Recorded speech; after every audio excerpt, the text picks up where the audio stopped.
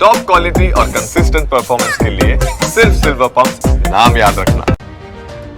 નમસ્કાર, જમીનાઈ સમાચાર સાથે હું છું જિજ્ઞાસા। સમાચારમાં સૌથી પહેલા વાત કરીશું પ્રારંભમાં જ પ્રચંડ વરસાદ।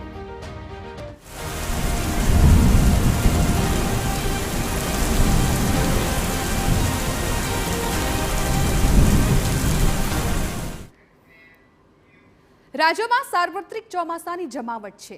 ભાવનગર, બોટાદમાં સતત બીજા દિવસે ધોધમાર વરસાદ છે। બોટાદના બરવાડામાં સૌથી વધુ 6.38 ઇંચ વરસાદ, સુરેન્દ્રનગરના સાયલામાં 5.47 ઇંચ, આ તરફ મૂળીમાં 5.8 ઇંચ વરસાદ, ઉમરાળામાં 4.61 ઇંચ વરસાદ, બોટાદમાં 4.17 ઇંચ વરસાદ નોંધાયો છે। ચૂડામાં 3.46, જ્યારે રાણપુર અને વલભીપુરમાં 3.35 ઇંચ વરસાદ નોંધાયો છે। 16 એવા તાલુકાઓ છે કે જ્યાં 2 ઇંચથી વધુ વરસાદ પડ્યો છે।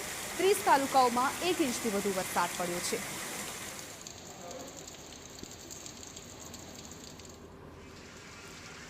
તો 16 જૂને ચોમાસાએ ગુજરાતમાં સત્તાવાર એન્ટ્રી કરી છે અને તે સાથે જ વિવિધ જિલ્લાના વિવિધ તાલુકાઓમાં વરસાદે જમાવટ કરી। બીજા દિવસે પણ ભાવનગર અને બોટાદ સહિતના જિલ્લાઓમાં વરસાદની તોફાની બેટિંગ જોવા મળી રહી છે।